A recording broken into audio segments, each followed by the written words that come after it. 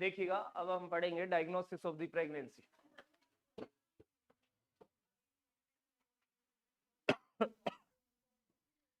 Diagnosis of pregnancy का पढ़े हम। डायग्नोसिस ऑफ प्रेगनेंसी है। डायग्नोसिस ऑफ प्रेगनेंसी मुख्य रूप से अकॉर्डिंग टू ट्राइमेस्टर डिवाइडेड की गई है। 3 ट्राइमेस्टर है, first trimester, second trimester and third trimester. Her trimester में अपने अपने कुछ सिम्टम्स होते हैं, अपने अपने कुछ साइन होते हैं, उसी के बेसिस के ऊपर डायग्नोसिस ऑफ प्रेगनेंसी को डिवाइडेड किया गया है। फर्स्ट पर हम पढ़ेंगे डायग्नोसिस ऑफ द प्रेगनेंसी के अंदर according to trimester. First trimester में जैसे कि फॉर एग्जांपल कैसे मालूम चलता है मास, बैठो जल्दी बैठो।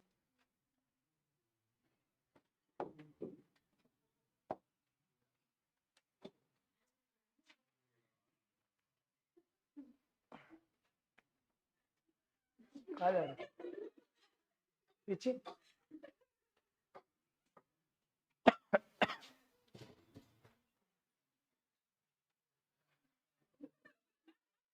बैठो जल्दी बैठो। हाँ आ जाओ आ जाओ। मैं कल से बोल रहा हूँ ना, यहाँ कोई भूत प्रेत का साया है। वहां क्या लेने गया तू?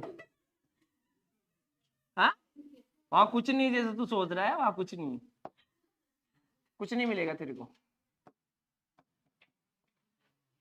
चले हम आगे। चलो तो आ जाओ।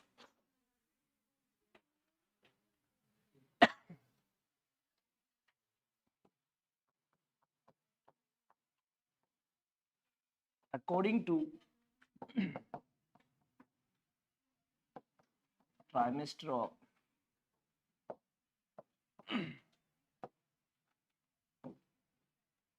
according to trimester of pregnancy, according to trimester of pregnancy,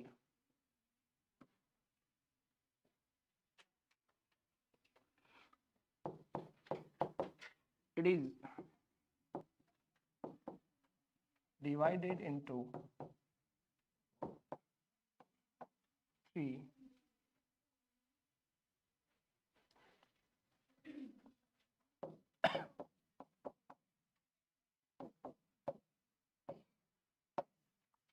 according to trimester of pregnancy, it is divided into 3 trimester.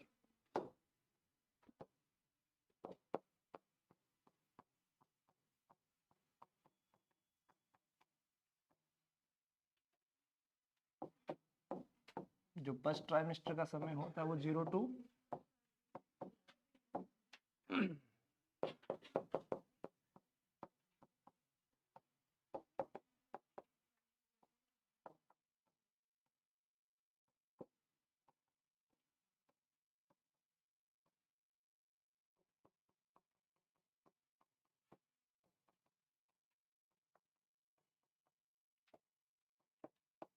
Trimester of pregnancy या डायग्नोसिस ऑफ प्रेगनेंसी है वो अकॉर्डिंग टू सिम्टम्स,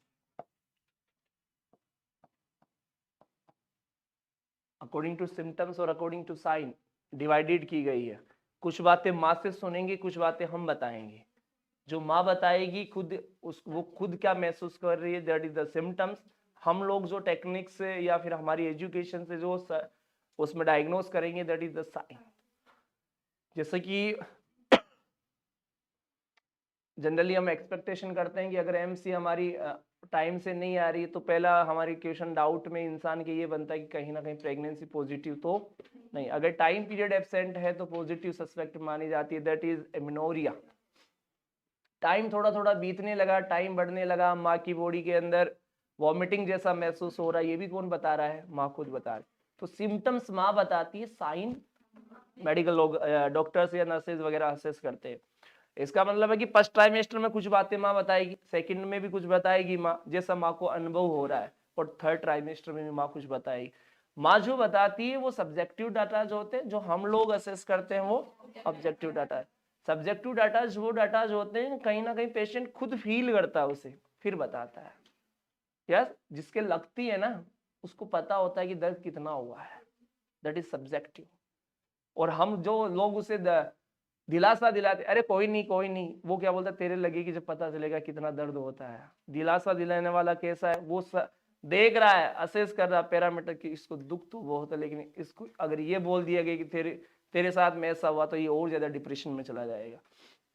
उन्हीं बेसिस के अनुसार जो फर्स्ट ट्राइमेस्टर, सेकंड ट्राइमेस्टर या third trimester है, इन cases के अंदर सब्जेक्टिव एंड ऑब्जेक्टिव डाटा के बेसिस पे हम क्या करते हैं, डायग्नोसिस ऑफ प्रेगनेंसी। हम कैसे डायग्नोसिस कर सकते हैं, हम कैसे पता लगा सकते हैं, तो इन सिम्टम्स और साइन के अनुसार हम पता लगा सकते हैं।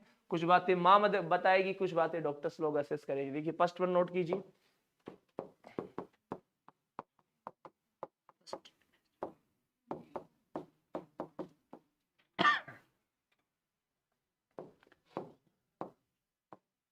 पहले माँ को मौका दिया जाएगा कि आपको कैसा एक्सपीरियंस हो रहा बताइए, दैट इज सिम्टम्स।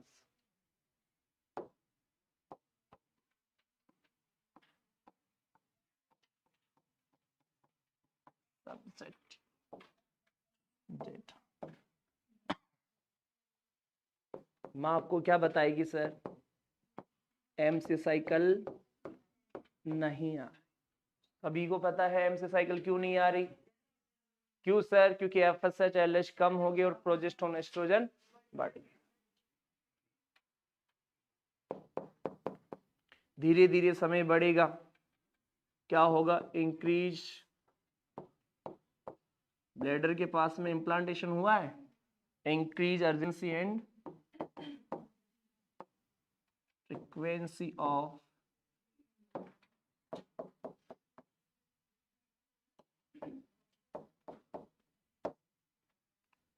कोई भी चीज नई नई होती तो ज्यादा एक्साइटमेंट होता है, नई नई नौकरी होती है, नई नई जगह जाते हैं, स्टेटस ज्यादा लगाते हैं लोग, 2 4 5 दिन 10 दिन हो जाते हैं तो वो उसके अंदर अपने आप ढलने लग जाता है। ऐसे ही जो बच्चा है इम्प्लांट हुआ है, अभी अभी नया नया इम्प्लांट हुआ है, इसलिए सेंसिटिविटी यहाँ की बढ़ी हुई है, और आगे की तरफ इसके क्या है, यहाँ पे ब्लैडर होता है, क्या है, यूरिनरी ब्लैडर होता है, इसलिए इसकी तरफ मैसेज आता है, और यूरिनरी ब्लैडर की तरफ मैसेज जाएगा तो सर वो हाइपर सेंसिटिविटी देखने को मिलती है।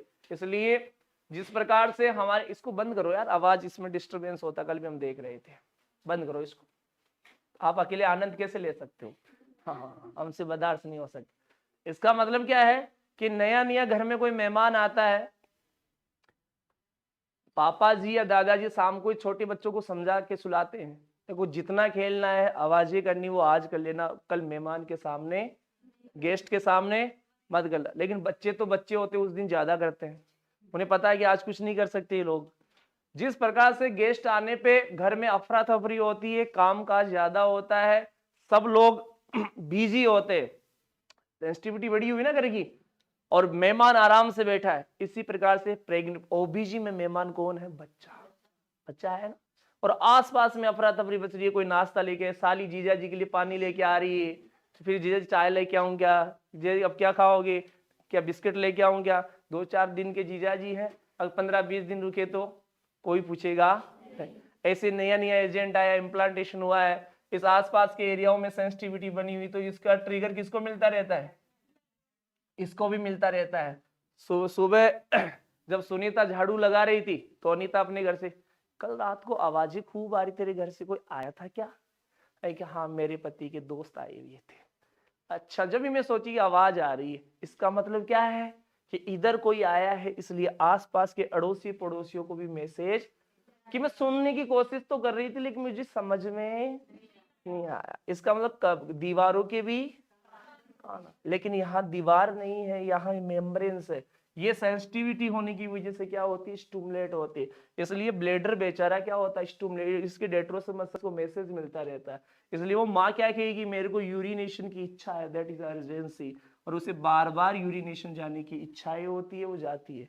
यस, जैसे जैसे समय बढ़ता जाएगा, मेहमान पुराना होता जाएगा, सब कुछ नॉर्मल होता जाएगा। इसका मतलब सेकंड ट्राइमेस्टर आते आते ये यूरिन की सेंसिटिविटी, ये आपकी ब्लैडर की सेंसिटिविटी क्या हो जाएगी, कम, इसलिए कहते हैं कि सेकंड ट्राइमेस्टर में यूरिन की जो फ्रीक्वेंसी और अर्जेंसी होती है वो क्या होती है, सबसाइड। लास्ट ट्राइमेस्टर में फिर जैसे जैसे ग्रेविड यूट्रस बढ़ेगा और वजन बढ़ेगा बच्चे का, ये ब्लैडर क्या होगा, फिर सामने से कंप्रेस करेगा, इसलिए ब्लैडर जब कंप्रेस करेगा फिर से थर्ड ट्राइमेस्टर में आगे जाकर के कौन बढ़ जाएगा, फिर फ्रीक्वेंसी और अर्जेंसी बढ़ने लगेगी। चले हम आगे। ये बातें कौन बता रही है और क्या महसूस करेगी माँ?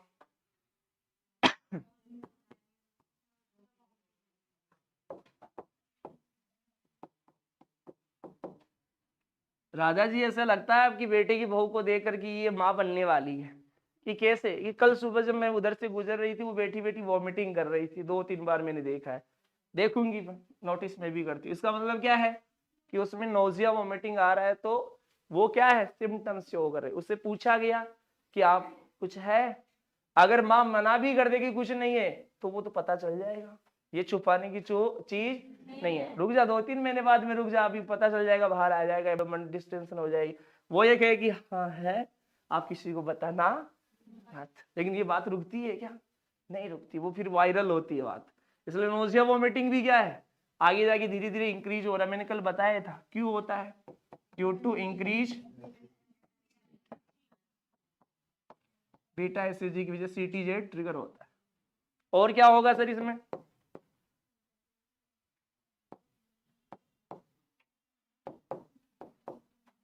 ब्रेस्ट टेंडरनेस, हार्मोन चेंजेस हो रहे हैं, एस्ट्रोजन प्रोजेस्टेरोन। प्रेगनेंसी में एंडर हार्मोन कौन सा था? प्रोजेस्टेरोन, और साथ में एस्ट्रोजन होता है, इसलिए उसकी वजह से मेमोजेनेसिस होने लग जाता है। क्या होता है? इसलिए ब्रेस्ट में क्या होने लगता है, खिंचाव होने लगता है, टेंडरनेस होने लगता है। It is the good sign of pregnancy. और क्या होगा, थकान महसूस रहेगी उसमें।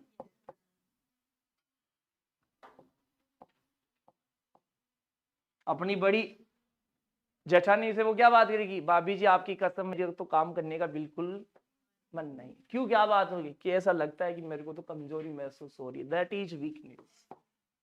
वो बोलेगी कि हाँ ऐसा होता है, ये सोनू हुआ था ना जब मेरे भी ऐसा। ऐसी लेडी जब बात करती है, हाँ हाँ बात करेगी वो। आप घबराओ मत, क्या करो, रेस्ट करो। अगर अच्छी देवरानी जेठानी की बॉन्डिंग है, अगर अपोजिट है ना, हाँ ये तेरे पास यही भाई ने काम करते तो आता है जोर, हाँ इसलिए तो काम करना चाहती नहीं, इसलिए तो भाई ने बनाती है। अच्छा उसको ये भी पता है कि ऐसा होता तो, लेकिन वो फिर भी उसकी मदद नहीं करती। ऐसी जालिम औरतों से बचिए। चले हम आगे। जो उसका दर्द है, इतना दर्द तो मैं समझ रहा हूँ, देखो। हाँ? अच्छा एक रिसर्च ये कहती है कि औरत की सबसे बड़ी दुश्मन कौन होती है? देखो मैंने तो कुछ बोला नहीं, तुमने बोला सब कुछ, तुम्हें सब पता है। चलो आगे, ये बातें समझ में आ रही है ना? एमसी का मिस होना माँ बता सकती है, यूरिनेशन उसे हो रहा है वो बता सकती है, उसको नोजिया वोमिटिंग है वो बता सकती है, उसके ब्रेस्ट में टेंडरनेस है वो बता सकती है, उसको वीकनेस फटीकनेस है वो बता सकती है। चले हम, क्या डॉक्टर उस पर विश्वास करेगा? वो विश्वास इतना करेगा कि हो सकता मे बी, वो कुछ और अब असेस करेगा, दैट इज ऑब्जेक्टिव डिटेच।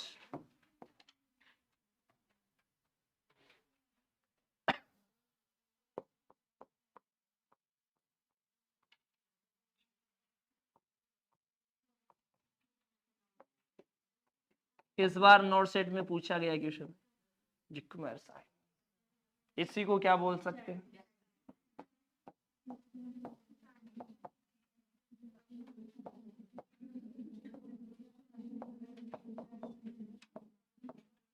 इससे पहले वाले नोट सेट में पूछा गया था Chadwick sign is also known as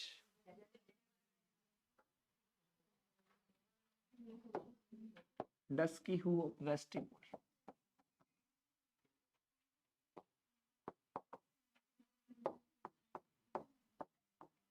It also known as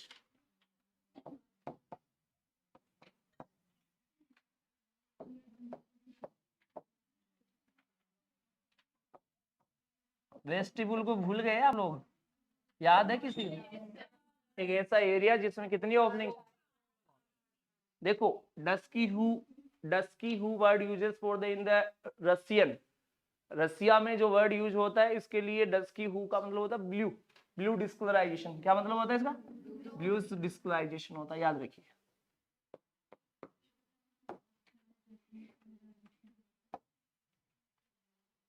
इसलिए साइन में क्या देखने को मिलता है?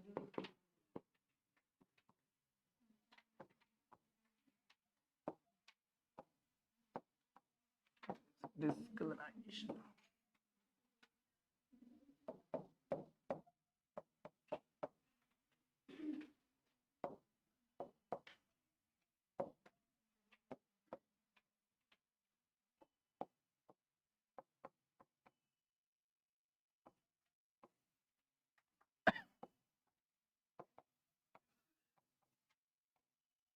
जब प्रेगनेंसी के 6 से 8 वीक होते हैं, 6 to 8 वीक्स होते हैं, उस समय वेजाइना या सर्विक्स के रास्ते के ऊपर ब्लू डिस्कलराइजेशन होना या डस्की हू वेस्टिबुल देखना क्या कहलाता है? जी, ऋषिकेश सैमसन ने एक बार कंफ्यूज कर दिया था इसमें। क्या ऋषिकेश सैमसन ने बोला कि सर्विक्स का ब्लू डिस्कलराइजेशन क्या कहलाता है? तो सर्विक्स का स्पेशली उसने क्या पूछा था? C4 सर्विक्स, C4 क्या सुनो, C4 सर्विक्स, C4 लिखना चाहो तो लिख सकते। अगर ऑप्शन में ये आए कि ब्लूज डिस्कलराइजेशन ऑफ द वल्वा, वो not is the vulva, that is the vestibule, क्या कहलाता है? ऑप्शन में आपको दोनों में से कोई एक मिलेगा, दोनों सही जाएगा। और अगर ये पूछा जाए ब्लू डिस्कलराइजेशन ऑफ सर्विक्स और दोनों ऑप्शन हो तो फिर उस कंडीशन में क्या चला जाएगा? विश्वास नहीं, भूल जाओगे, नोट कर लो।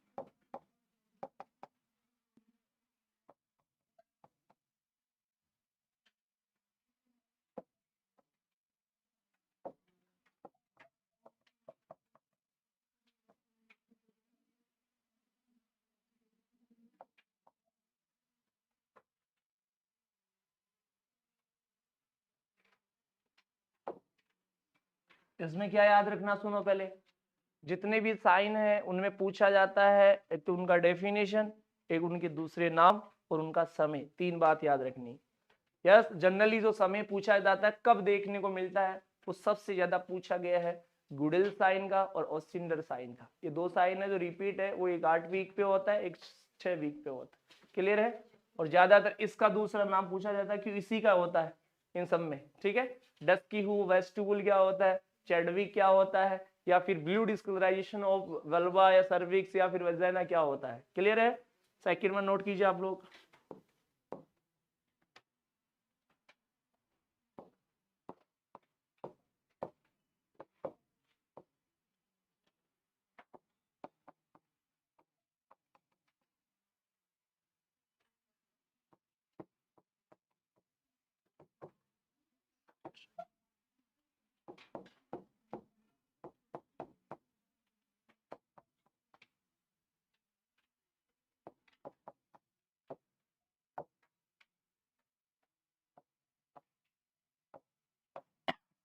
Softening of cervix like lip of, generally कैसा होता है? Tip of notch.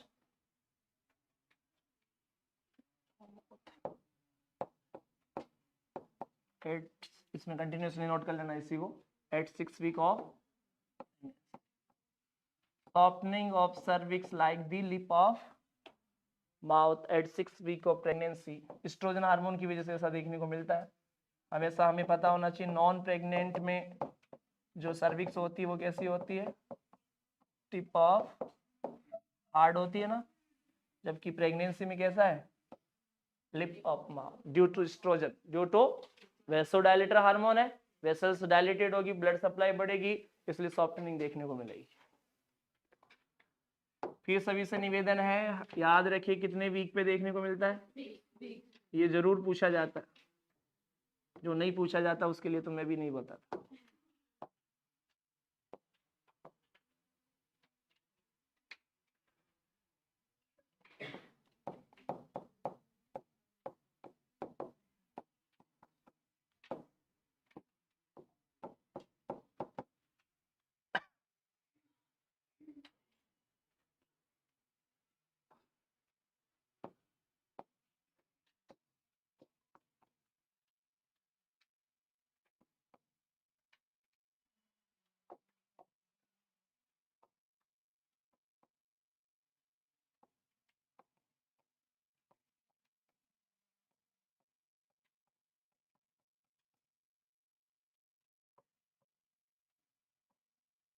Next one होता है pulsations feel at lateral fornix of vagina. ये कब देखने को मिलता है? Very very important, 8 weeks of pregnancy. Vagina में जो फोर्निक्स पाए जाते हैं एंटीरियर पोस्टीरियर लेटरल, वहां फिंगर टच करके ये असेस किया जाता है यहाँ बीट आ रही है। अगर वहां पल्स आ रही है इसका मतलब है कि एस्ट्रोजन अपने पिक लेवल, एस्ट्रोजन का लेवल अच्छा है और वेसल्स डायलेटेड है और इस एरिया की ब्लड सप्लाई हो रही है। अगर ब्लड सप्लाई हो रही है जब तो उसका कलर चेंज हुआ है। कैसा कलर हुआ था? ब्लूइश कलर हुआ। याद रहेगा। मैं कह रहा हूं अगर आपको कुछ भी समझ में नहीं आए तुक्का लगा के आए, इन जितने भी साइन तो एस्ट्रोजन प्रेगनेंसी मेंटेन के लिए पूछा जाए तुक्का लगा के आओगे प्रोजेस्टेरोन। पूरी गायनिक में तुक्का लगा के आओगे तो भी एस्ट्रोजन हार्मोन।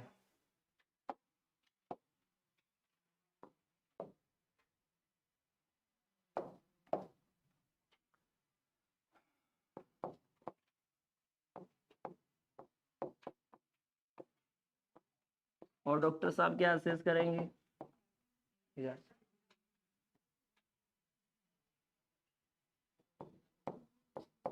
इसमें भी सॉफ्टनिंग, ये कंफ्यूजन कर देता है। Softening of lower uterine segment, ये कब असेस किया जाता है? Softening of lower uterine segment at 6 to 10 weeks, 6 to जो यूट्रस है, यूट्रस में सर्विक्स है, लोअर यूटेराइन सेगमेंट का मतलब क्या है? सर्विक्स। बच्चेदानी के मुंह को असेस किया जाता है, सर्विक्स वाले पार्ट को पेशेंट में असेस किया जाएगा। वो कैसा मिलेगा? हमें सॉफ्ट देखने को मिलेगा। समझ में आ रहा है? उसका समय लगभग होगा 6 to 10 वीक्स या 6 to 8 वीक के इर्द गिर्द भी देखने को मिलता है। और दो जगह आया सॉफ्टनिंग, सॉफ्टनिंग उसमें सॉफ्टनिंग क्या था? Softening of cervix. इसमें क्या? Softening of lower uterine segment. Indirectly कहना तो यही भी वही चाह रहा है, लेकिन यूटेराइन सेगमेंट में, लोअर यूटेराइन सेगमेंट में इस समय सो सर्विक्स और वेजाइना का एंटीरियर पोस्टीरियर पोर्शन आता है। ये सेगमेंट चीज अलग है और सर्विक्स पॉइंट अलग है।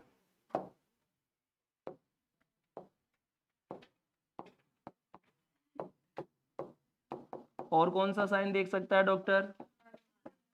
विश्वास नहीं हो रहा तो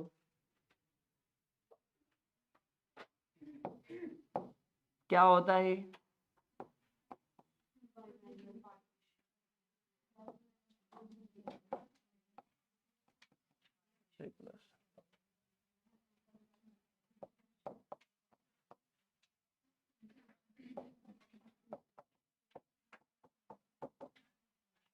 regular rhythmic uterine contraction assessed by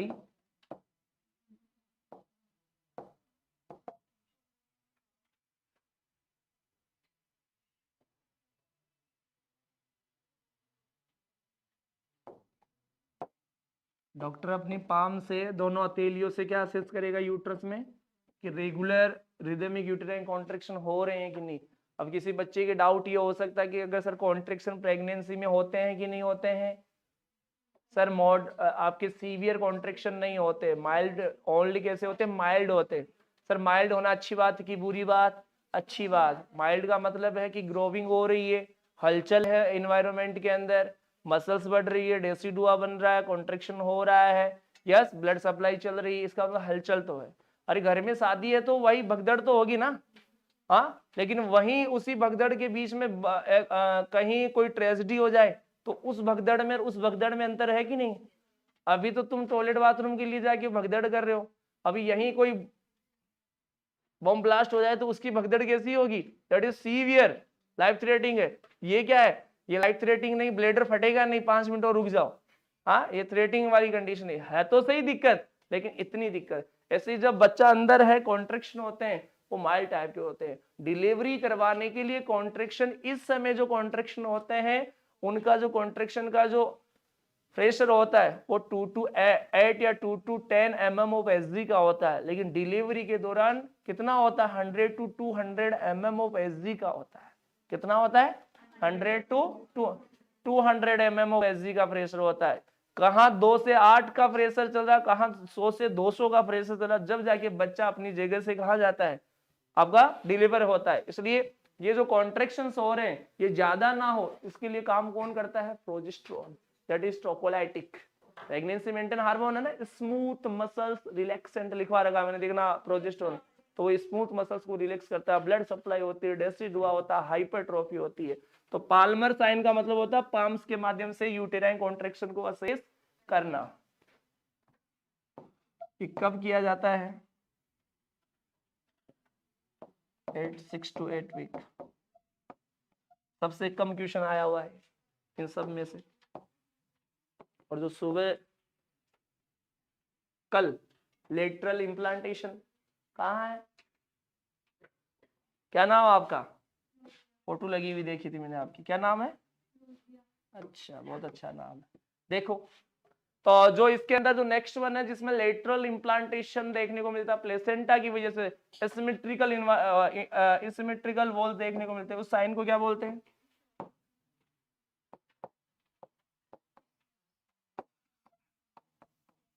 note करो,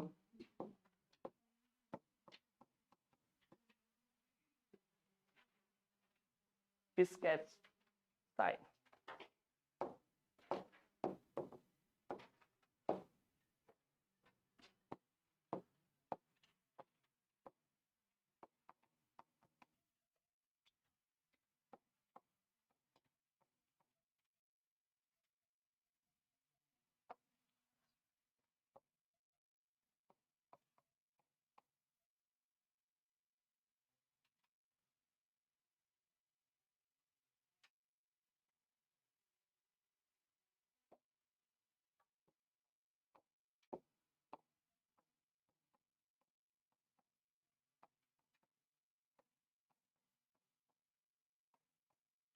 Asymmetrical enlargement of uterus at implantation site।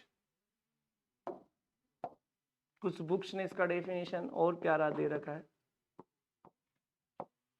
Lateral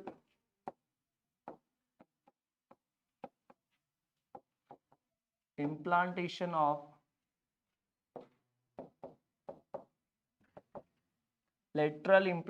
of placenta at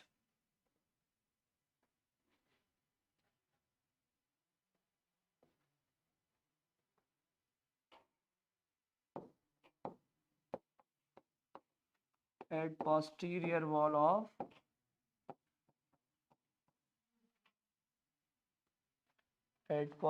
wall of uterus near the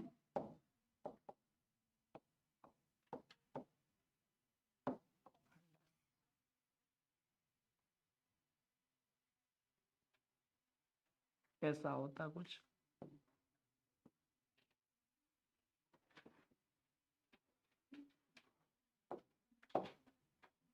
एक कंडीशन तो ऐसा होता है, एक कंडीशन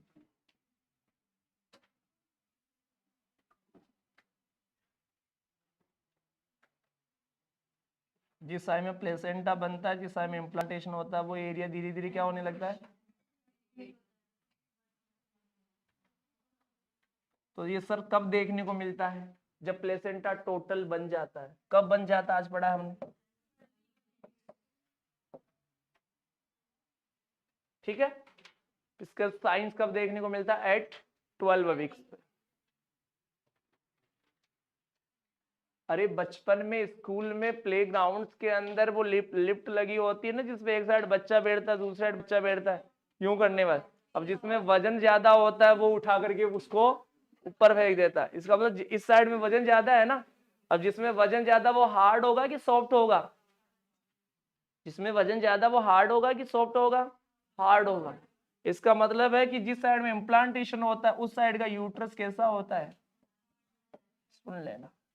इसलिए डिलीवरी के बाद में पीपीएच को आइडेंटिफाई करने के लिए नर्सिंग ऑफिसर या डॉक्टर असेस करता है यूट्रस को, यूट्रस कैसा होना चाहिए। अगर ऐसा नहीं है तो वो क्या करे फिर, फंडल बसा। अगर यूट्रस कैसा मिल रहा है, वैसे यूट्रस जिस साइड इम्प्लांटेशन होता है उस साइड हार्ड होता है, फर्म होता है, और अदर साइड तो कैसा होता है, लेकिन सर जिस साइड इम्प्लांटेशन था उस साइड में भी अगर सॉफ्ट है, इस प्रकार के यूट्रस के लिए वर्ड यूज किया जाता है बोगी यूट्रस। क्या बोलते हैं? बोगी यूट्रस का मतलब दलदल, कीचड़। यस, इसका मतलब है कि अंदर अभी गंदगी है, अभी प्लेसेंटा का पार्ट रुका हुआ है, इसलिए आपको यहां फिर क्या करनी पड़ेगी? फंडल मसाज या कंट्रोल कॉर्ड।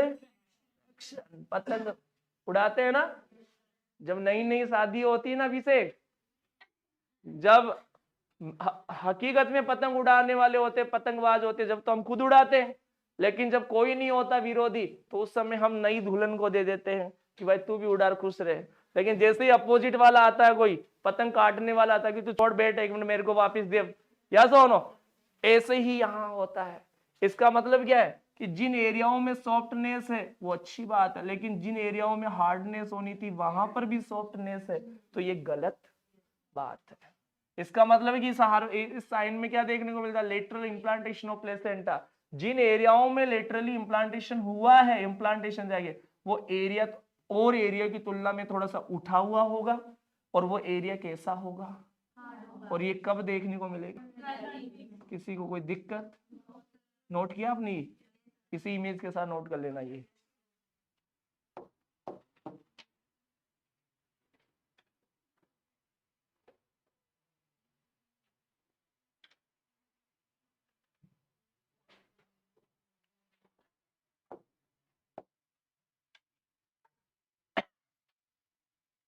चले आगे। ये साइन थे कुछ जो डॉक्टर ने असेस किए हैं।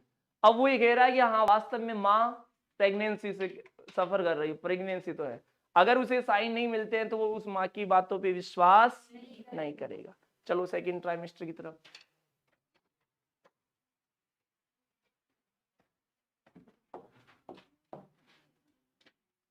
इसमें कुछ टेस्ट भी करवाएगा वो।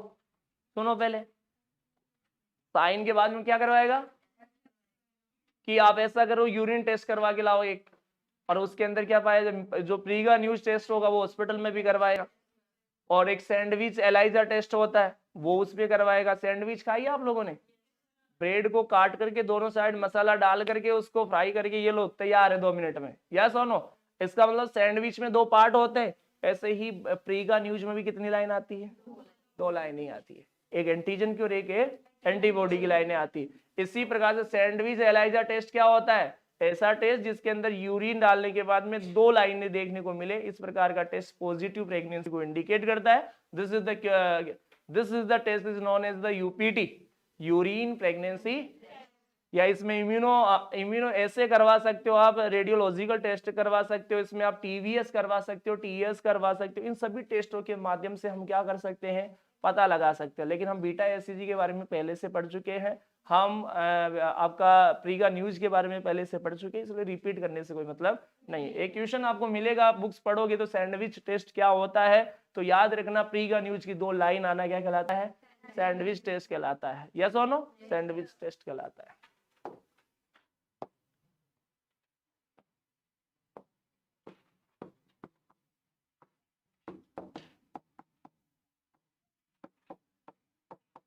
सेकेंड वन नोट कीजिए, second trimester.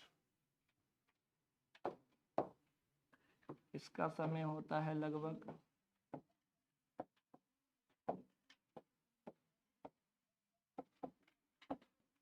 13 to 28 week. First one is माँ फिर क्या बताएगी? अब कुछ सिम्टम्स बताएगी। क्या एमसी साइकिल आना स्टार्ट हो गया वापस? इसका मतलब कंटिन्यूअसली क्या बना रहेगा?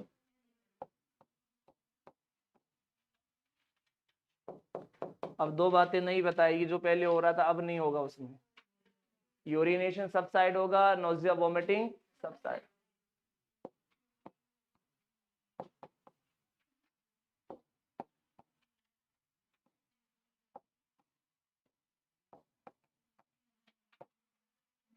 Subside urine urgency and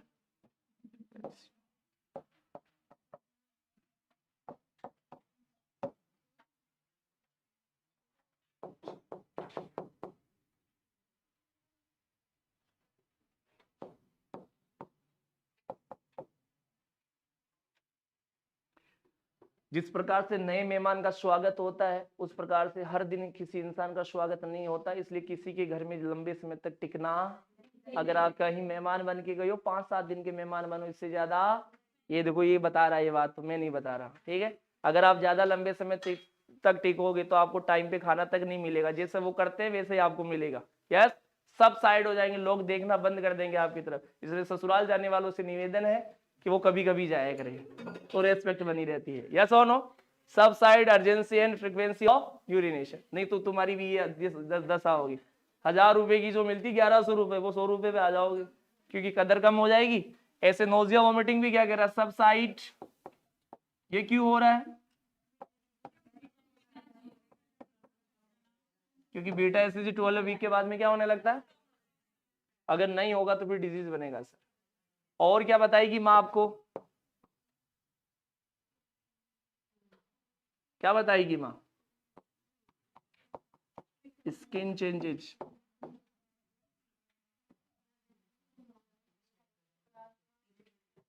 skin changes हो गया, हीमोग्लोबिन वेरिएशन होगा, मेलनोसाइट वेरिएशन होगा। सर क्या क्या देखने को मिलेगा?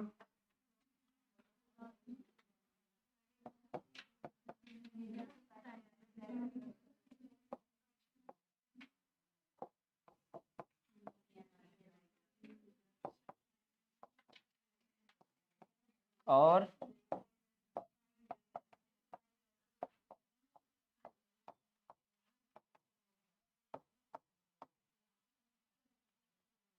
बटरफ्लाई साइन ऑफ प्रेगनेंसी, या फिर इसी को क्या बोलते हैं,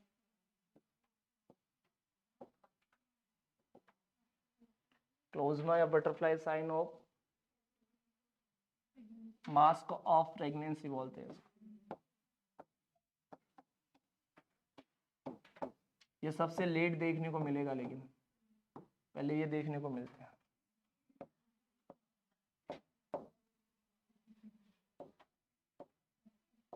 ब्राउनिश कलर की लाइन बन जाना, और इसमें कैसा होता है,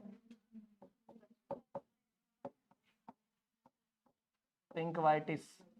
कल पढ़ेंगे जब फिजियोलॉजी आएगा, सब इमेज बेस्ड क्वेश्चन दिखाएंगे इनके, ठीक है। ये क्यों बनता है, कैसे बनता है, आखिर फिजियोलॉजी क्या है इनका। अभी इतना याद रखिए कि मास्क ऑफ प्रेगनेंसी क्लोज्मा देखने को मिलेगा आपका 24 वीक पे, जबकि नीलिया नाइग्रा देखने को मिलता है 20 वीक्स पे, जबकि ये भी देखने को मिलता है 20 वीक्स।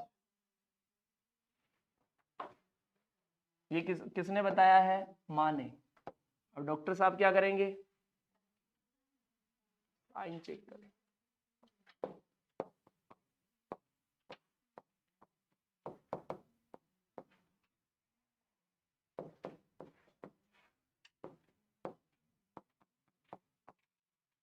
वो क्या पूछेंगे, कोई हलचल है पेट में, दैट इज नॉन एज, माँ पे विश्वास नहीं कर सकते इसमें, क्या पता गैस्ट्रिक ट्रबल बनते हो, कॉन्स्टिपेशन हो माँ को, वो बोले हाँ कभी कभी होता तो है, लेकिन फिर माँ पे हम डिपेंडेड नहीं हो सकते। आप पढ़ा था ना सुबह क्विकनिंग क्या होता है, फर्स्ट फिटल मोमेंट फेल्ड करना क्या कहलाता है। और क्या असेस कर सकते हैं sir?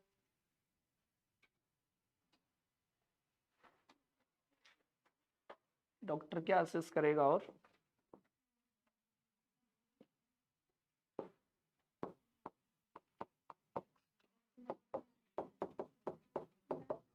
Braxton Hicks,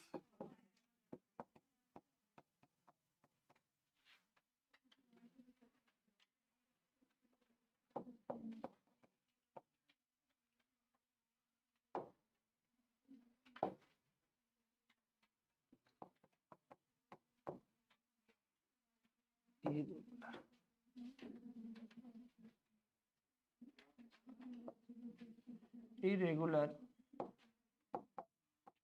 mild,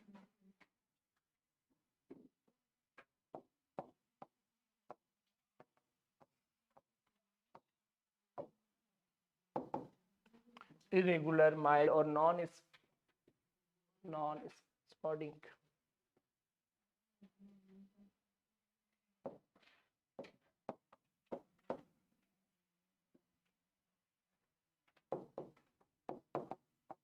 uterine contraction.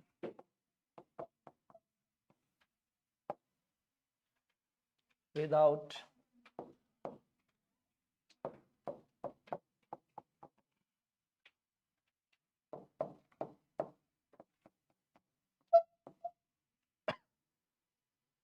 irregular, mild or non-spasmodic uterine contractions without any effect on.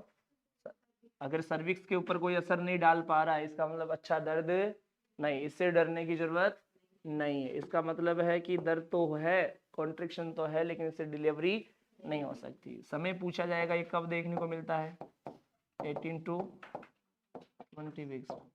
PR पढ़ोगी, प्रीति भाभी वाली बुक पढ़ोगे, उसमें 8 to 10 वीक मिलेगा, गलत है वो। समझ में आ रहा है? जितनी भी बुक्स में लोग पढ़ोगे 2-3, उसमें कितना वीक मिलेगा, ये गलत है, याद रख लेना आज।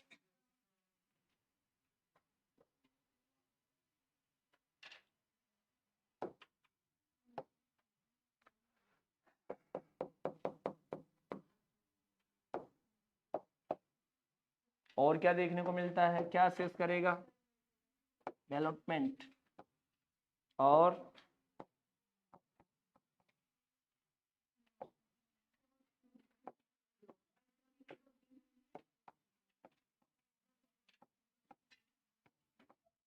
डेवलपमेंट यानी फ्रेशर अप्लाई करके चेक करेगा। दो तरीके से डेवलपमेंट किया जाता है, एक होता है आपका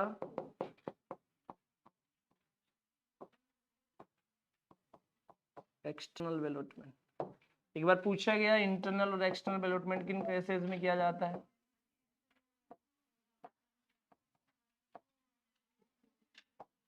डेवलपमेंट का मतलब होता है फ्रेशर अप्लाई करके चेक करना, बाहर से चेक कर रहे हैं तो एक्सटर्नल है, अंदर अगर फिंगर अप्लाई करके डॉक्टर असेस कर रहा, पीवी एग्जामिनेशन करके, तो वो कौन सा है सर? जब भी ब्रीच प्रेजेंटेशन होता है उन केसेस में हम कभी इंटरनल नहीं करते, कौन सा करते हैं?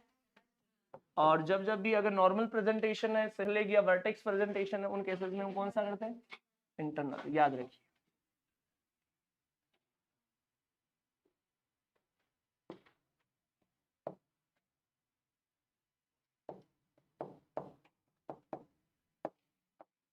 Uses in Bill's presentation.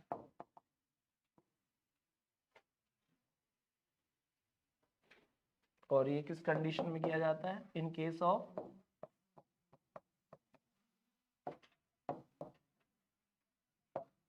Vertex presentation.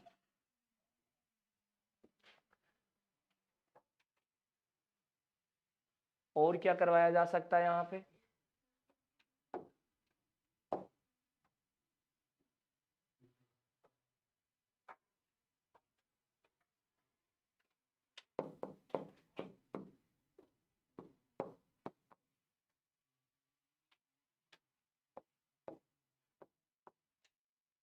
इस समय कंफ्यूजन रहता है थोड़ा सा साउंड में, यूटेराइन सफल एंड फीटल सफल, जिसको बोलते हैं फीटल साउंड्स।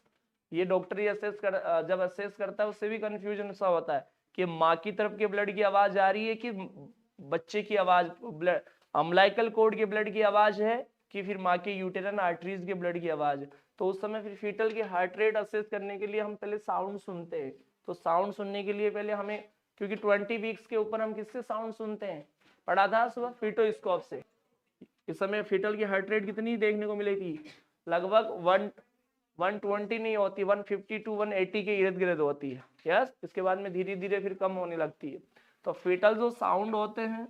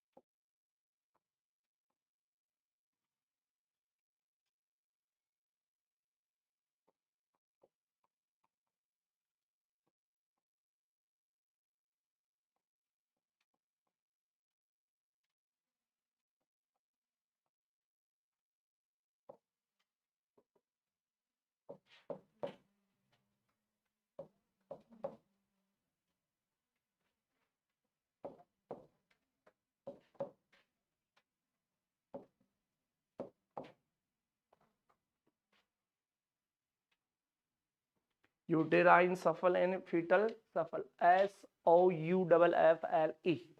इसका मतलब होता है झूठा या कंफ्यूज या डाउटफुल या संशय, या जो जहां आइडेंटिफाई नहीं किया जाए। अब जो यूटेराइन सफल होता है इसका मतलब तो ये होता है कि जब माँ की जब हम साउंड सुनते हैं तो ऐसा लगता है कि माँ की तरफ यूट्रस में जब यूटेराइन आर्टरीज से जो आवाज आ रही उसको तो क्या कहते हैं।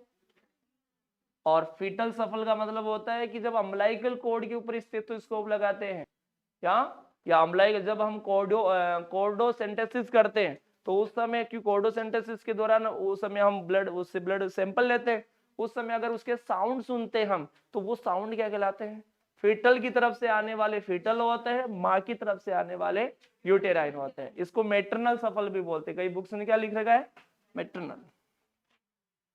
तो आपका एग्जामिनर ये पूछता है कि यूटेराइन या मैटरनल सफल जो साउंड्स होते हैं वो यूटेराइन आर्टरीज से आते हैं कि अम्बलाइकल कॉर्ड से आते हैं। बस ये हमारा क्वेश्चन, इसको क्या बोल सकते हैं हम, मैटरनल। और इस वर्ड का एग्जैक्टली लैटिन भाषा में वैसे क्या वर्ड यूज किया जाता है, साउंड के लिए यूज किया जाता है, doubtful sound. Yes,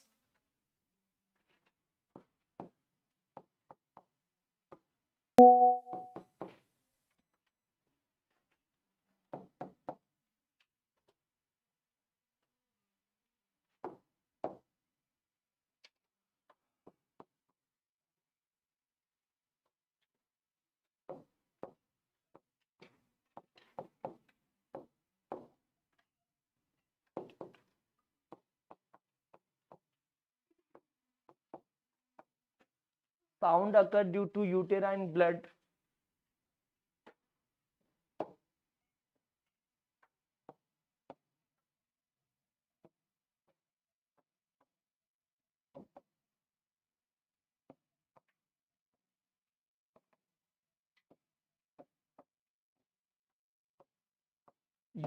umbilical cord में बहने वाले ब्लड की वजह से आने वाली साउंड क्या कहलाते हैं, फीटल वाले।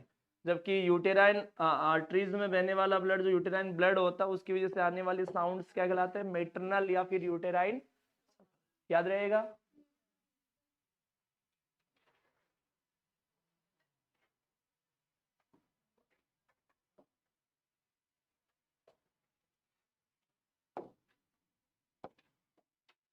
इसके बाद में थर्ड वन नोट कीजिए आप लोग।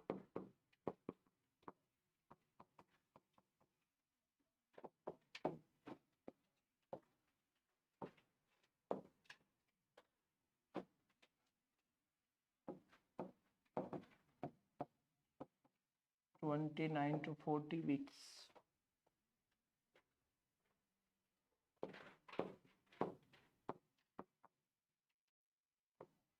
इसमें पेशेंट माँ क्या बताएगी फिर से, कंटिन्यूस एम्फिसाइकल एब्सेंट है, मेनोरिया प्रेजेंट रहेगा इसमें। फिर से अब ब्लेडर का यूटेराइन कैविटी की साइज बढ़ रही है, ब्लेडर पे प्रेशर पड़ेगा, कंप्रेस होगा, दबाव होगा, तो फिर क्या होने लगेगा,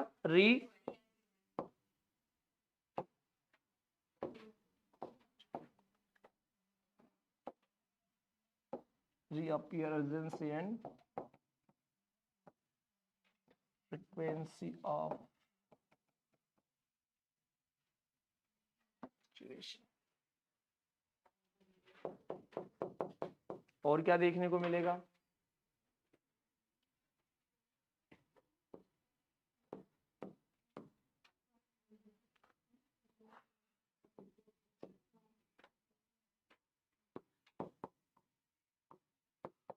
लाइटनिंग।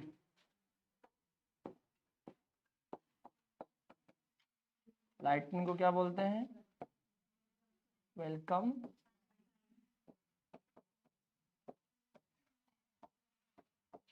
और लास्ट ट्राइमेस्टर में डिलीवरी से कुछ वीक पहले माँ को धीरे धीरे ऐसा लगेगा कि कोई पार्ट मेरे बॉडी से अब नीचे की तरफ जा रहा है, मतलब डायफ्राम को जो कंप्रेस करके रख रखा था वो relieving the pressure, yes, releasing the pressure या रिलीविंग दी प्रेशर, प्रेशर का कम हो जाना क्या कहलाता है, लाइटनिंग। लाइटनिंग वर्ड का मतलब होता है लाइट यानी हल्का। आज शाम का भोजन हम कैसा लेंगे, लेकिन आप लोगों ने तो कल कैसा लिया था? किसमें?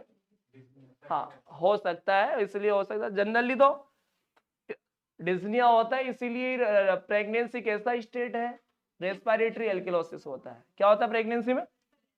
थोड़ा सा माँ को कंप्रेशन पड़ता है, तुरंत वहां से मैसेज फ्रेनिक नर्व जाती है, फ्रेनिक नर्व के माध्यम से आपका मैसेज मेडुला ऑब्लोंगेटा को जाता है और तुरंत मैसेज लंग्स को मिलता है और लंग्स क्या करने लगता है? Gaseous exchange. इसलिए जनरली प्रेगनेंसी के अंदर डिस्निया की प्रॉब्लम देगा। सांस 5 सीढ़ी चढ़ेगी, सांस क्या होने लगी? रुको थोड़ी देर, रुको, बैठ जाती हूँ, यस और नो? इसका लेकिन वो मैसेज कहाँ गया? मेडुला ऑब्लोंगेटा, एमओ, और वहां से फिर से ऑक्सीजन बनाने का पावर फिर बढ़ गया। इसलिए हमेशा ऑक्सीजन की कमी जब भी माइनर सी होती है तुरंत मैसेज आता है, इसलिए हमेशा ऑक्सीजन का लेवल बढ़ा हुआ होता है। Pregnancy the state of the hyper alkalosis या रेस्पिरेटरी एल्किलोसिस होता है, यस और no?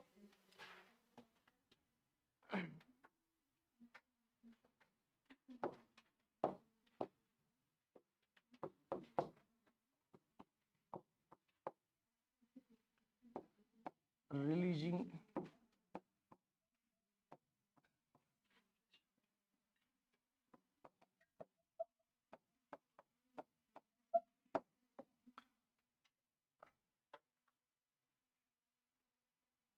Releasing pressure from uterus, ये कब देखने को मिलता है?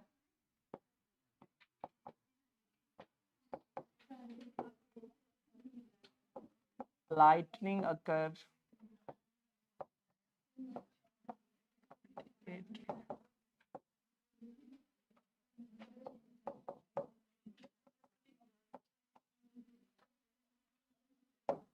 lightning occur at 38 week in Taimygevda and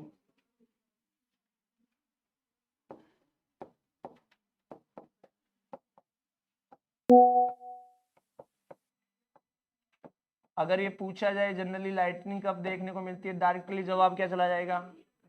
अगर ये पूछे कि प्राइमरी में बताओ तो भी जवाब क्या जाएगा? 30। अगर ये पूछा जाए कि मल्टी में बताओ तो, क्योंकि उसका ग्रेविटी यूट्रस की साइज बड़ी हुई होती है और जैसे ही वो नेक्स्ट प्रेगनेंसी या कंसीव करती है तो बच्चा अपने आप साइज बड़ी होने की वजह से जल्दी समय से पहले नीचे आ जाता है। मल्टी टैलेंटेड है, हर काम उससे पहले वाली से क्या होगा? अच्छा होगा।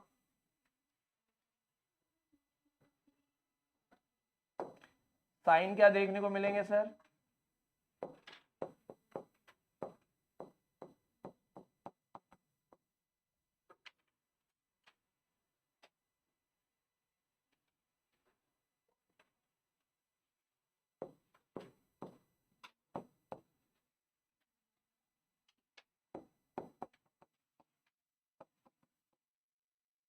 कैसे सेफ हो जाती है डिलीवरी के दौरान यूट्रस की?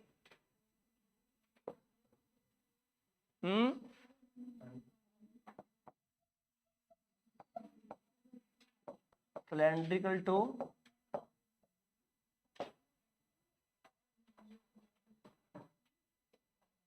स्पेरिकल, या मैं कहूं राउंडेड हो जाता है, थोड़ा ये बेलाकार हो जाता है, बेलनाकार हो जाता है, यस।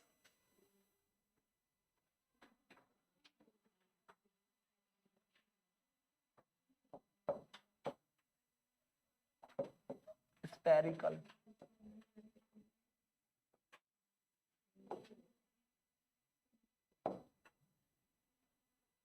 साइज कैसी होती है उसकी?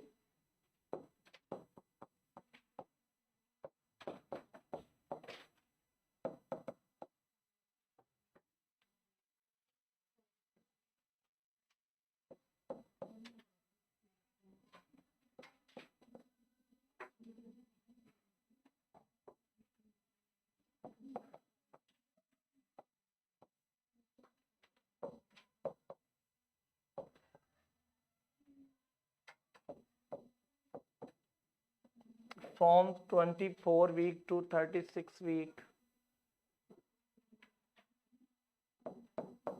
कैसे होती है? ±2 सेंटीमीटर।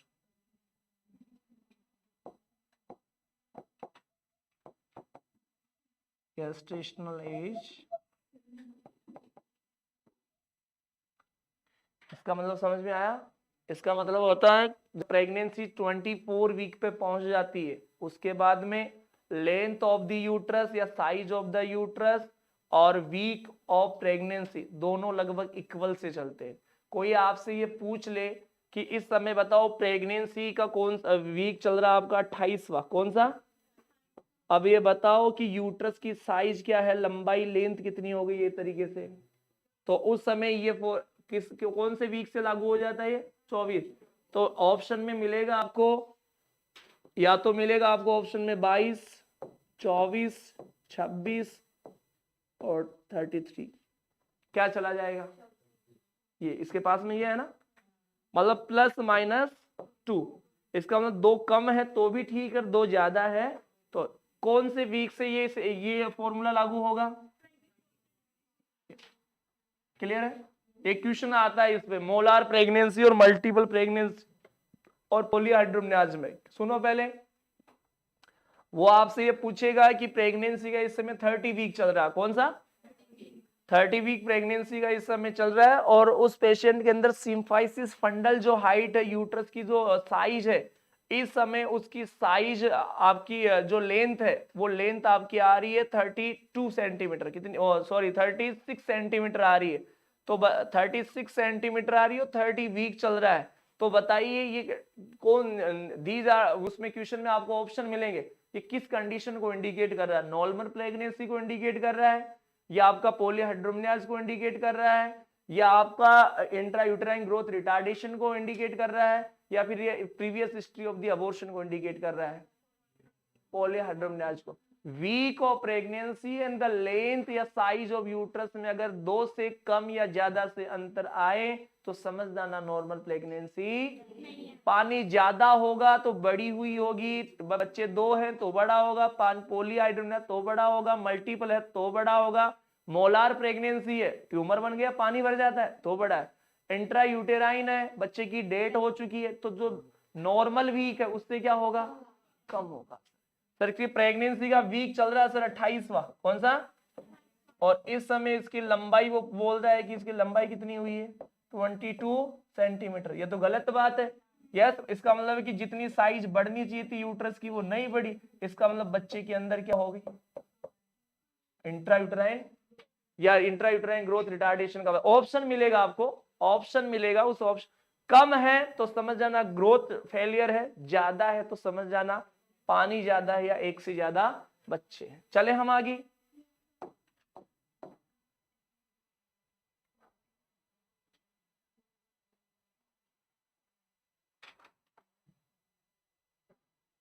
नेक्स्ट वन नोट कीजिए इसी में।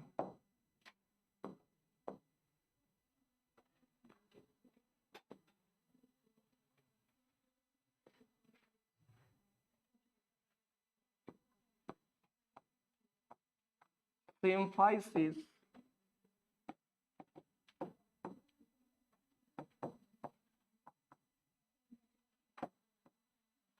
Very very important. Symphysis fundal height, इसको शॉर्ट में क्या बोलते हैं?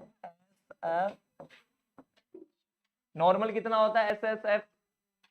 वीक ऑफ प्रेगनेंसी टोटल कितना? उतना ही होगा। वीक ऑफ प्रेगनेंसी टोटल कितना है? 40। तो कितना सेंटीमीटर तक जाएगा?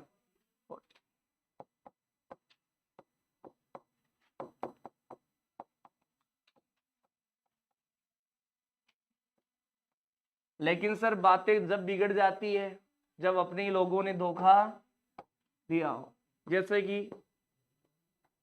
इन केस ऑफ 100 सेंटीमीटर से ज्यादा लेंथ हो जाए, यूं फटने के लिए यूट्रस तैयार हो रहा हो, इसका मतलब है कि नॉर्मल प्रेगनेंसी में तो कितनी रहती है? सर ये कैसे चेक करते हैं? इंच टेप से चेक करते, ये तो कर सकते हैं ना, इंच टेप से करते, इसमें सोनोग्राफी की जरूरत नहीं पड़ती। ये तो एब्डोमेन तो बाहर ही है ना। तो अगर मोर देन 100 सेंटीमीटर है तो समझ जाना केस कैसा है? पॉली, ऑप्शन में मिलेगा मोलार प्रेगनेंसी। इन दोनों केसेस के अंदर अक्सर एब्डोमिनल जो आपका सिम्फाइसिस फंडल हाइट है वो कितने से ज्यादा हो जाता है? 100 सेंटीमीटर।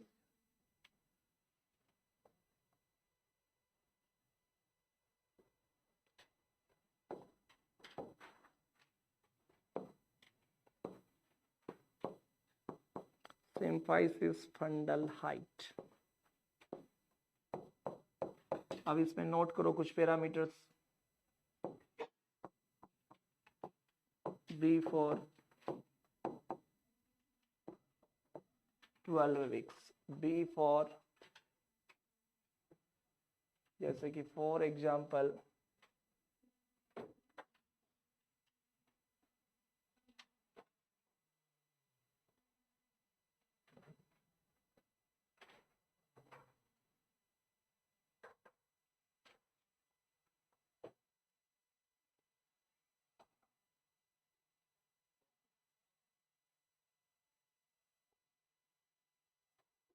चार्ट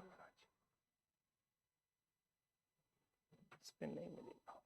चलो आप तो ऐसे देखो इसको, कल दिखाएंगे वो दूसरा पीडीएफ। सिम्फाइसिस फंडल हाइट को समझने के लिए देखिए आप, बड़ा आप खड़े हो, आप खड़े हो जी, कोई भी खड़े हो, एक आप खड़े हो जाओ, खड़े हो ना, कुछ नहीं करना है, ठीक है, आप खड़े हो जाओ लास्ट में से, ठीक। जैसे कि फॉर एग्जाम्पल समझ में आ जाएगा। सिम्फाइसिस फंडल हाइट को समझने के लिए हम लोगों ने तीन लैंडमार्क बनाए हैं, ठीक है। ये यूट्रस है, ये आगे वाला पूरा एरिया क्या है, यूट्रस है। जनरली यूट्रस इस ये जो कैविटी है, ये कैविटी अक्सर पेल्विक कैविटी कहलाती है। कौन सी कैविटी है, और पेल्विक कैविटी में कौन रहता है, यूट्रस रहता है। तो जनरली नॉन प्रेग्नेंट महिलाओं में यूट्रस जिस कैविटी में रहता है वो कैविटी कौन सी है, पेल्विक। इस बॉर्डर से अब आगे की तरफ कौन सी कैविटी होगी, एब्डोमिनल। कौन सी होगी, एब्डोमिनल। इस पेल्विक कैविटी में रहता है। तो 12 वीक तक का जो यूट्रस होता है, 12 वीक तक की जो प्रेगनेंसी होती है वो बिलो टू सिम्फाइसिस फ्यूबियस होती है, पेल्विक कैविटी में होती है। और 12 वीक के बाद में, आफ्टर दी 12 वीक के बाद में वो कहां जाने लगती है, अबाउ दी सिम्फाइसिस फ्यूबियस, मतलब एब्डोमिनल कैविटी में वो ऑर्गन कन्वर्ट हो जाता है। जैसे कि ये इनका ये पॉइंट अपन लेते हैं, अगर इसको हम समझते हैं तो 12 वीक ये है, 12 वीक का डबल, 12 का डबल कितना होता है, 24 वीक वो है, और 12 का 3 गुना कितना है, 36 वीक में, यस 36 वीक वो है। ये 3 पैरामीटर से 12 वीक पे ये आपका यूट्रस रहता है सिम्फाइसिस प्यूबिस पे, 24 पे रहता है अम्लाइकस पे, और 36 टू 38 वीक पे कहाँ रहता है, जीपी स्टर्नम। बस ये 3 यात्राएं करनी है, यस। अगर मुझे वैष्णो देवी के दर्शन करने हैं तो मैं 3 जगह बैठूंगा। कहाँ बैठूंगा, 3 मैंने पैरामीटर्स मिलाए, 10 से 12 किलोमीटर की यात्रा को मैंने 2.5 या 3 किलोमीटर में डिवाइड कर दी। पहला पॉइंट ये है, दैट इज, पहले पॉइंट का नाम मैंने क्या रखा, सिम्फाइसिस प्यूबिस। फिर ये 12 वीक से लेकर के आगे 16वां वीक आएगा, फिर 20वां वीक आएगा, फिर 20 टू 20 और 22 to 24 week. Symphysis pubis point बना। दूसरा पॉइंट कौन सा बना, अम्लाइकस। फिर इसके बाद में लास्ट पॉइंट कहां बना, जिप। मतलब यहां से यात्रा स्टार्ट होगी, कहां तक जाना होगा, वहां तक, फिर वहां से वापस।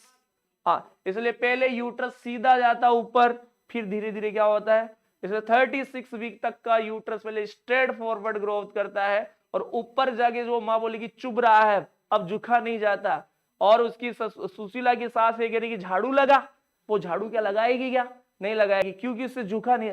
अगर झुकती है तो ऊपर बच्चा चुभ रहा है, झुकती है तो बच्चा नीचे भी चुभता। मैं एहसास कर सकता हूं कि ऐसा होता होगा उसमें। अगर बच्चा नीचे की तरफ भी जा रहा है और ऊपर की तरफ भी जा रहा है तो क्या ये झाड़ू लगा सकती है। कुछ कल्चर तो ये कहते हैं कि नॉर्मल डिलीवरी करवाने की लेट के पोछा लगाओ।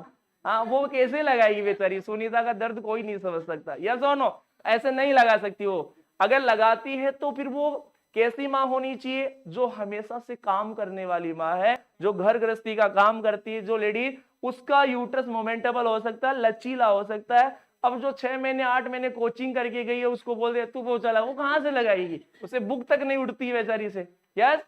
इसका मतलब है कि हर कंडीशन हर किसी पे अप्लाई नहीं। तो हमारा इनसे निवेदन था, पहला point symphysis pubis, second point umbilicus, third point, ये 3 यात्राएं हम लोग करेंगे। इन्हीं यात्राओं के तहत यूट्रस ऊपर जाएगा, और इन्हीं यात्राओं पॉइंट के तहत यूट्रस वापिस, वो बच्चा कहाँ आएगा, इसे 36 पे जाके 38 वीक में ऊपर आके जीपी स्टर्नम पे टच हो जाता है, 39 40 वीक्स पे बच्चा नीचे आता है। इसलिए जनरली प्राइमरी ग्रेविडा मदर्स में लाइटनिंग कब आने लगती है 38 पे, जबकि मल्टी में 30।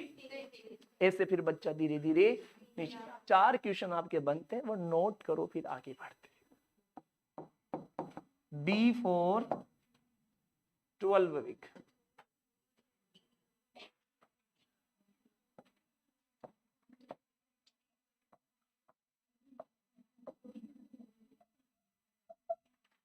Symphysis pubis. यूट्रस कहाँ रहता है sir?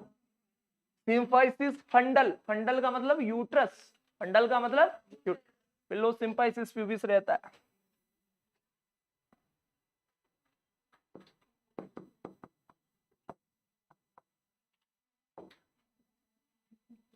Eight 12 week.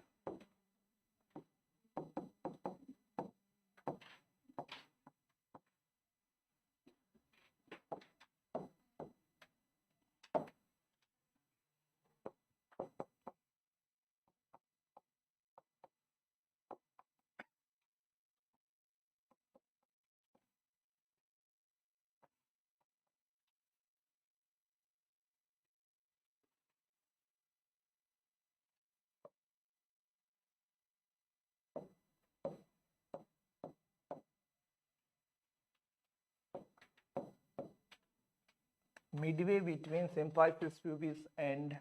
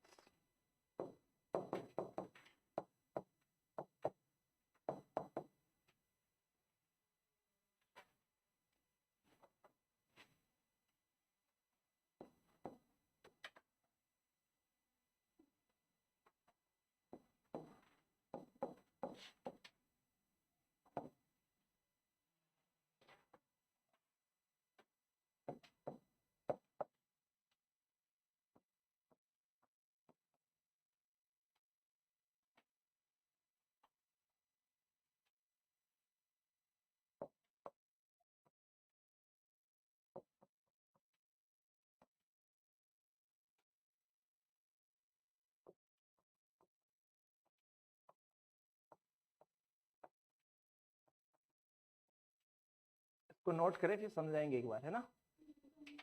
822 to 24 weeks. Double हो गया 12 का, कहाँ आ जाएगा 8।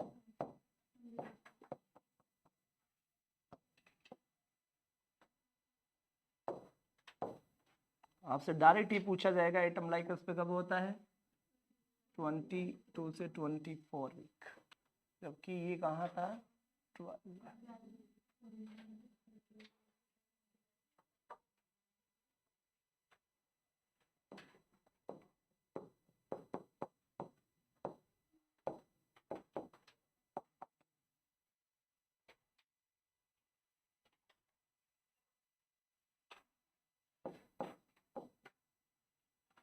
1/3 अब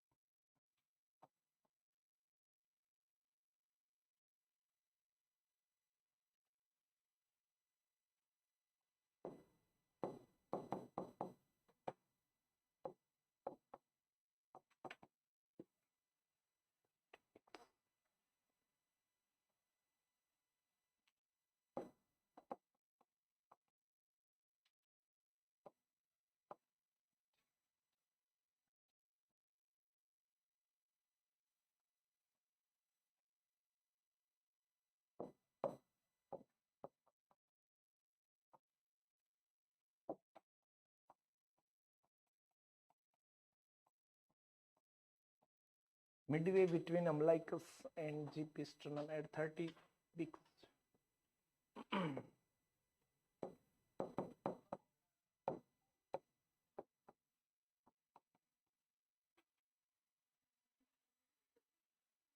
मैं कह रहा हूं ना कोई प्रकोप हवन करवाओ आप। बात करता हूं मैं आज। 2 बच्चे गिरे, 3 बेहोश हुए, 3 को आत्माएं दिखी, टीचर पढ़ाने से भूला,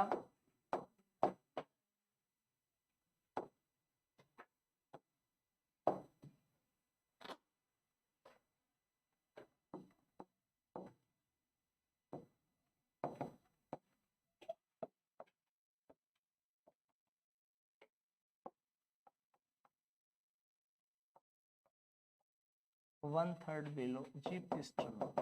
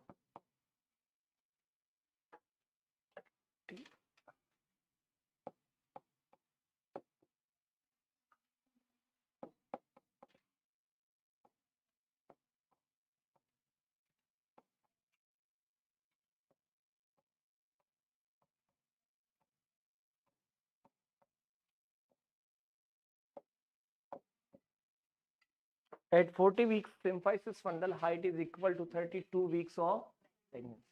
सुना है? Yes.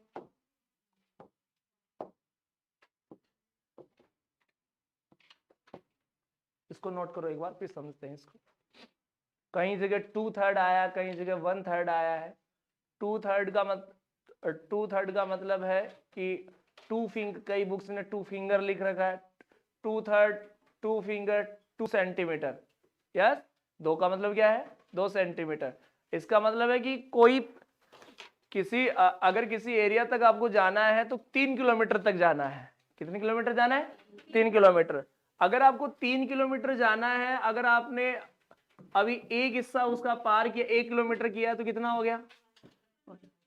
और 2 किलोमीटर कर लिया तो, और पूरा 3 किलोमीटर कर लिया तो, समझ पा रहे हो?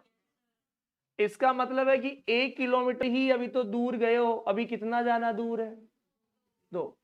2/3 अबाव दी अम्बलिकस, मतलब 2/3 ऊपर आ चुका है। कहां से? अम्बलिकस। जबकि इसे कितना दूर जाना है? अब 1/3 बिलो दी जीपी स्टर्नम तक जाना, इतना रिमेनिंग है। इसका मतलब है कि 3 सेंटीमीटर कोई लेंथ है, इनका डिस्टेंस है। अगर 1/3 है तो 1 सेंटीमीटर है, 2/3 है तो 2 सेंटीमीटर, और 3/3 है तो 3/3 तो कहीं है नहीं। कुछ बुक्स में आपको 2 फिंगर मिलेगा। क्या मिलेगा? 1 फिंगर 2 फिंगर। इसका मतलब 1/3 2 फिंगर यानी 2/3। कुछ बुक्स में नर्सिंग बुक्स में तो नहीं मिलेगा आपको सेंटीमीटर। 2 सेंटीमीटर 1 सेंटीमीटर भी लिखा मिलेगा आपको। यस, 1 फिंगर या 1/3 का मतलब 1 सेंटीमीटर, 2/3 का मतलब 2, और 3/3 का मतलब, समझ पा रहे हो? अब सुनो इसमें,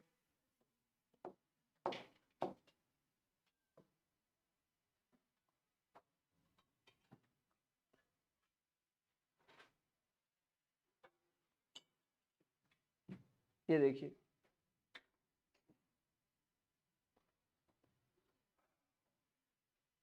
हम पढ़ रहे थे सिम्फाइसिस।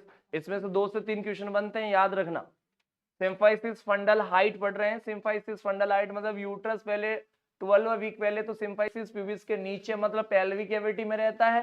इसलिए बिफोर 12 वीक पूछा जाए तो below the symphysis pubis at 12 weeks या just after 12 weeks, just after 12 weeks या फिर एट 12 वीक्स, वो कहाँ रहता है सर? एट सिंपाइसिस प्यूबिस रहता है। किसी को कोई दिक्कत? इसके बाद में सर 4 वीक कंप्लीट होने के बाद में आगे की तरफ हम बढ़ते हैं तो मिडवे बिटवीन सिंपाइसिस प्यूबिस एंड, मतलब ना तो पीछे रहा ना आगे रहा, बीच में इस समय, यस, कि आधी यात्रा हुई है, आधी हम करके आ गए, अभी आधी 11 किलोमीटर जाना है, 5.5 किलोमीटर आपने किया है अभी, और आगे कितना जाना है? 5.5 किलो, इसलिए मिडवे है दोनों का। फिर 20 weeks of pregnancy, 20 weeks of pregnancy के अंदर 2 फिंगर बिलो दी अम्लाइकस, मतलब अम्लाइकस का जो एरिया है उस अम्लाइकल एरिया के लगभग 2 फिंगर सेंटीमीटर की तरफ नीचे की तरफ प्रेजेंट है। कितने वीक पे? 20 वीक पे, यस। अब वो जनरली बुक्स में क्या देखने को मिलेगा? ओनली 2 फिंगर मिलेगा। क्या मिलेगा? 2 फिंगर। या फिर मॉसबी जैसी बुक्स या लिपिनकोट जैसी बुक्स पढ़ोगे तो उसमें भी क्या मिलेगा? 2/3 बिलो दी अम्लाइकस के नीचे है। उसे जाना कहाँ है? यहाँ जाना है। कब आया सर यहाँ पे? लगभग ये 24 वीक तक आ जाता, 4 वीक लगी यहाँ तक, यस। इसलिए बीच में यहाँ था, फिर आगे बढ़ा, इससे ये, इसलिए जो 12 वीक का पॉइंट था सिंपाइसिस प्यूबिस, इसका डबल हुआ, 24 वीक कहाँ आ गया? चले, इसलिए ये भी एग्जाम में पूछा गया है, ये भी एग्जाम में पूछा गया। इसके बाद में वहां पे 2/3 किसमें? 20 वीक्स पे तो बिलो ही आएगा। अम्लाइकस तो ऊपर है ना, अभी ऊपर जाना बाकी है अभी।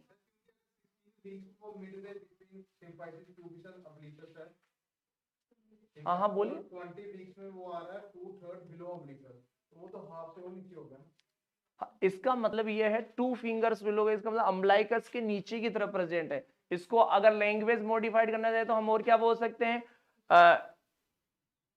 2/3 above the symphysis pubis, 2/3 above the symphysis pubis and 1/3 below the umbilicus। हाँ, इसको ऐसा कर लो, ये सही रहेगा आप लोगों को, क्योंकि ये लैंग्वेज जो लिखी है उसमें ये लैंग्वेज लिख लो, इसमें आसान। इसको अपोजिट करो, 2 फिंगर यानी 2 सेंटीमीटर, किसके अपोजिट, किसके नीचे है? 2 फिंगर या 2/3 अबाउ करो। इसको क्या करना है यहाँ पे? थोड़ा सा इसको लैंग्वेज को मॉडिफाई करें, अबाउ दी सिंपाइसिस प्यूबिस, ठीक है। इतनी दूर आ चुका है सिंपाइसिस, जबकि से जाना कितनी दूर है? मतलब पास में जाना है अब तो। 2 फिंगर या 2/3 about the symphysis pubis and 1/3, clear? ठीक, चलो। फिर 24 वीक्स पे कहां आ गया सर? चले आगे। फिर 28 वीक पे कहां आया? थोड़ा सा ऊपर आया है, मतलब इनसे उनसे थोड़ा सा आगे की तरफ निकले, इसका मतलब 1/3। अब इसे जाना कहां है? जीपी स्टर्नम तक जाना, पीछे तक जाना। इसका मतलब कितनी यात्रा तय करनी पड़ेगी? तो 1/3 तो ऊपर आया है इससे, और 2/3 अभी से नीचे। कि भाई साहब यार अभी वैष्णो देवी आई नहीं, अरे साहब अभी तो आप एक हिस्सा आया, वो भी कितना हिस्सा चढ़ना है? 2। इसका मतलब 30 से, अगर 30 वीक की बात की जाए तो आप मिडवे में पहुंच गए हो, यस। इसका मतलब है कि अम्लाइकस से और जीपी स्टर्नम से जितनी आप यात्रा करके आए इतनी यात्रा भी करना और बाकी। Midway 32 week, 1/3 above the umbilicus, ये 2 था, 2/3 above the umbilicus and 1/3 below the xiphisternum पे पहुंचने में बस ओनली 1 फिंगर या 1 सेंटीमीटर ही बाकी है, जबकि आप 2/3 पार्ट तो तय कर चुके हो। और लगभग 36 वीक पे आप कहां पहुंच जाओगे? जीपी स्टर्नम पे। अगर एग्जामिनर ये पूछता है कि आपको 36 वीक, वो क्या बोलते हैं, जीपी स्टर्नम में पहुंचने तक कितने वीक लगते हैं, अगर ऑप्शनल ये हो 36 to 38 वीक तो हो जाएगा। अगर ऑप्शनल ये हो तो 36 वीक 38 वीक, तो कौन सा होगा फिर? 36 वीक, यस 36 वीक। क्यों सर? क्योंकि 36 वीक के बाद में ऊपर टच हो जाता है, फिर रिवर्स आने लगता है, लेटरली नीचे आने लगता है। ये जो मैंने लाइन लिखवाई इसका मतलब समझे, 840 week symphysis fundal height is equal to 32 weeks of pregnancy. इसका मतलब समझे, ये देखो यहां तक नोट किया सभी ने? जैसे कि यूट्रस है, ये सिम्फाइसिस फंडल हाइट के बारे में हम पढ़ रहे हैं। ये 12 वीक था, ये 16 वीक हुआ, ये 20 वीक हुआ, ये 24 वीक हुआ, ये आपका 28 वीक हुआ, ये 30 वीक हुआ, ये 32 वीक हुआ, और ये आपका 6 वीक। क्लियर है?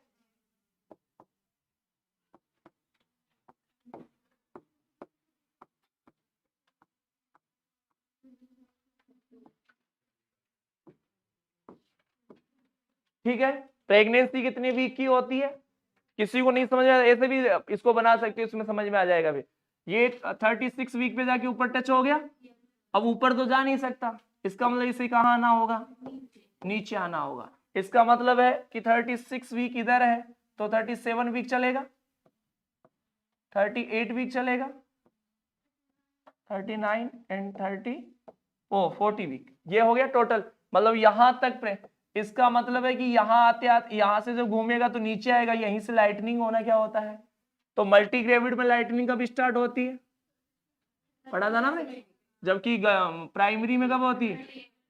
इसका मतलब है कि सर मैंने लिखवा रखा है कि 32 वीक के बराबर कौन सा वीक होता है, या 40 वीक के बराबर कौन सा वीक होता है। देखो इधर काउंटिंग देखो, अगर इस काउंटिंग को यूं पढ़ा जाए,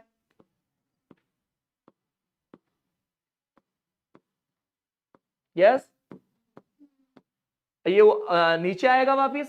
36 तो यहां आ गया, अगर 36 से यहां आ रहा है तो 37वां वीक किसके इक्वल हो गया? 35 वीक के। नीचे आ रहा है ना। 38वां वीक किसके इक्वल हुआ? 39वां वीक किसके इक्वल हुआ? और 40वां वीक किसके इक्वल हुआ? 32 वीक के इक्वल हुआ है। समझ में आया? इसलिए यहां क्या लिखा है? 40 weeks symphysis fundal height is equal to 32 weeks of. ये क्वेश्चन आता है एग्जाम्स में, पूछा जाता है कि जब प्रेगनेंसी का 40वां वीक नीचे की तरफ आता है तो वो पहले वाले जो वीक थे उनमें एंगल में किसके बराबर आ जाता है? ये नीचे आ गया ना वापिस, इसके इक्वल आ जाएगा इधर। ये देख लो, ये पैरामीटर बना लो चाहे। 36 के बाद ऊपर ना जाके नीचे आएगा, इसलिए देखो 36 वीक तक पेट बिल्कुल यूं होता है, और जैसे डिलीवरी का टाइम आता है यूं हो जाता है, नीचे की तरफ जाने लगता है बच्चा। यस, इसलिए ये किसके इक्वलिटी होता है? 40 week is equal to 32 weeks. Clear है? ठीक है। हाँ, इसका मतलब है कि 840 weeks symphysis fundal height is equal to 32 weeks of pregnancy. इसमें 3 बातें हमेशा हमें याद रखनी है। 12 वीक पे 12 वीक, 24 वीक, और आपका 36 वीक, और ये आपका 40 इक्वल टू 32 वीक। ये 4 क्वेश्चन है। और एक 30 वीक का क्वेश्चन और पूछा जाता है कि midway between the umbilicus and xiphisternum कब देखने को मिलता है? 30 वीक्स पे देखने को मिलता है। यस, इसलिए आप फोकस जरूर करें, 12 वीक पे फोकस करें, 24 पे करें, 36 पे। ये तो इसका ये तो याद कर ही लो, 12, 24, इसके बाद में 40 से 32 इक्वलिटी का याद कर लो। और मिड पॉइंट एक तो 16, एक तो 30 वीक पे हुआ था, और एक पहले वाले में 16 वीक पे हुआ। ये क्लियर हो गया आपका पूरा सिम्फाइसिस फंडल हाइट। ये डायग्नोसिस ऑफ प्रेगनेंसी कंप्लीट होता है, साइन सिम्टम्स ऑफ कंप्लीट होता है। अब इसमें नेक्स्ट वन जो है वो साइन ऑफ प्रेगनेंसी है। अब उसमें आपको कोई दिक्कत नहीं आएगी। फिजियोलॉजी ऑफ प्रेगनेंसी, उसमें कोई दिक्कत नहीं आएगी। पूछो क्यों? क्योंकि सर हम पढ़ चुके हैं। अब उसमें ओनली प्रिजेम्पटिव साइन, प्रोबेबल साइन और एब्सोल्यूट साइन। प्रिजेम्पटिव में जो माँ बताएगी, प्रोबेबल में जो एक्सपेक्टेड होगा, और जो एब्सोल्यूट में जो डॉक्टर साहब असेस करेंगे, मतलब यूएसजी, फीटल हार्ट साउंड, और डायरेक्टली असेस करना फीटल के मूवमेंट पार्ट्स को असेस करना। फिजियोलॉजी में सारे पार्ट्स की अपने अपने सिस्टम में फिजियोलॉजी चेंजेस, बदलाव होना, फिजियोलॉजिकल चेंजेस ड्यूरिंग प्रेगनेंसी कहलाता है। इसके बाद में एंटीनेटल चेकअप्स क्या है, उसके 4 क्वेश्चन आपके एग्जाम्स में बनते हैं। किलो कैलोरीज कितनी एडवांस दी जाती है, फैट कितना एडवांस दिया जाता है। उसके बाद में फीमेल पेल्विस हाँ, फीमेल पेल्विस के डायमीटर्स पूछे जाते हैं। डायगोनल कॉन्जुगेट सबसे प्यारा, मेरे सपने में भी आता है तो वही आता है। हाँ, वो एग्जामिनर इमेज बेस पूछता है हमेशा, और वो एक ही इमेज बेस जो बार बार वो दिखता है। यस, जिसके अंदर फिंगर्स या फिंगर के माध्यम से मेजरमेंट को किया जा सकता है। कितना होता है डायगोनल कॉन्जुगेट का? डायमीटर की लेंथ कितनी होती है? लगाओ तुक्का कहीं, सही बता रही हो, बताओ। 12 सेंटीमीटर। कितना होता है? 12 सेंटीमीटर। सबसे ऊपर ट्रू कॉन्जुगेट होता है 11, फिर ऑफसेटिंग कॉन्जुगेट होता है 10, फिर सबसे नीचे होता है diagonal conjugate, that is 12 centimetre. Clinically जो असेस किया जा सकता है that is a diagonal conjugate. Inlet पढ़ेंगे, कैविटी पढ़ेंगे, आउटलेट पढ़ेंगे। इसके बाद में ऑब्स्टेटिक ग्रिप पढ़ेंगे। यस, ऑब्स्टेटिक ग्रिप क्या होती है? लियोपोल्ड्स मैनेवर, जिसमें 4 तरीके, फंडल ग्रिप होगी, लेटरल ग्रिप होगी, पावली ग्रिप होगी, पेल्विक। इसके बाद में लेबर पढ़ेंगे, फिर उसके बाद में अबॉर्शन पढ़ेंगे, हाँ, फिर उसके बाद में एपीएच पीपीएच पढ़ेंगे, फिर प्री एक्लेम्सिया एक्लेम्सिया पढ़ेंगे, फिर ड्रग्स पढ़ेंगे, फिर प्रोसीजर पढ़ेंगे, फिर आपकी ओबीजी में तालियां बच जाएगी। सिलेक्शन आपका ओबीजी से कोई नहीं रोक सकता। फिर एक पेपर करवाएंगे, आपके 3 पेपर ओबीजी के होंगे। जो पढ़ रहे हैं ना, मेहनत आ रही, पसीना आ रहा, देखो मेरे भी आज तो, ठीक है, तो उस पसीने का बदला लिया जाएगा। हाँ, इसलिए आप पढ़ें, समझें। और आज के लिए बस इतना ही। कल आप लोगों का समय हमने ज्यादा लिया था, इसलिए आज आप लोगों को कंपनसेटरी मैकेनिज्म के तहत जल्दी छोड़ा जा रहा है। ठीक है, हमने कंपनसेशन, आपने कंपनसेशन किया। कल फिर हम कल रहे तो जरूर 6 बजे तक रहेगी। ठीक है, ओके, थैंक यू।